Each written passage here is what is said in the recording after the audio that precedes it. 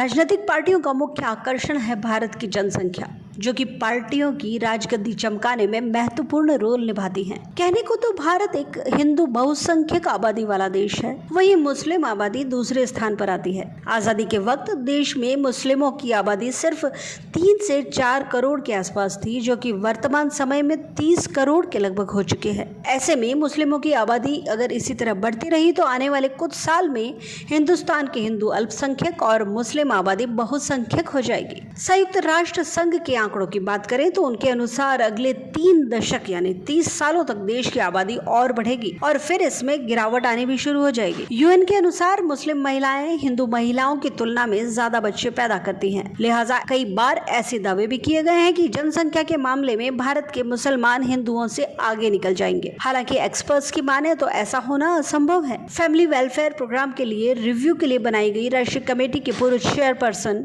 देवेंद्र कोठारी का कहना है कि अगली जनगणना तक मुसलमानों की जनसंख्या या तो कम हो जाएगी या फिर स्थिर रहेगी। वहीं उनका अनुमान है कि 2170 तक यानी कि आज से 146 साल तक अगर सिर्फ मुसलमान बच्चे पैदा करें और हिंदू बिल्कुल भी बच्चे पैदा ना करे तो भी ऐसा मुमकिन नहीं है कि मुसलमानों की आबादी ज्यादा हो जाए। साल 2011 में आखिरी बार जनगणना हुई थी और तब हिंदुओं की जनगणना में जो जनसंख्या आई थी वो 79.08% और मुसलमानों की 14.23% थी। ईसाइयों की आबादी की बात करें तो 2.30% और सिखों की 1.72% थी। यदि आंकड़ों की बात करें तो तकरीबन 13 साल पहले हिंदू 96.62 करोड़, मुसलमान 17.22 करोड़, ईसाई 2.78 करोड़ और सिख 2.08 करोड़ थे। इसका मतलब हिंदुओं और मुसलमानों की जनसंख्या में 79.40 करोड़ का अंतर था। वैसे तो हर 10 साल में जनगणना होती है और इस हिसाब से 2021 में होनी थी,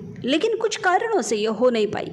एक रिसर्च के अनुसार भारत में मुस्लिम महिलाएं हिंदुओं से ज्यादा बच्चे पैदा करती हैं। हालांकि 2015 से उनका फर्टिलिटी रेट घटकर 2.6 हो गया है, फिर भी यह देश के बाकी धर्मों की तुलना में सबसे ज्यादा है। मुसलमानों की यही बढ़ती जनसंख्या राजनेताओं को लुभाने का सबसे बड़ा कारण है। हिंदुस्तान के 22 मुसलमानों की बढ़ती आबादी ने कई राजनेताओं की किस्मत संवारी है। मुसलमानों की आबादी ने देश के कई राज्यों की राजनीति में नए समीकरण बनाए हैं, जो कि धार्मिक राजनीतिक मुसलमानों की आबादी ने देश के कई राज्यों की राजनीति में नए समीकरण बनाए हैं, जो कि धार्मिक राजनीति करने वालों के लिए विधानसभा और संसद में उनकी सीट सुरक्षित रखने में मदद करती है।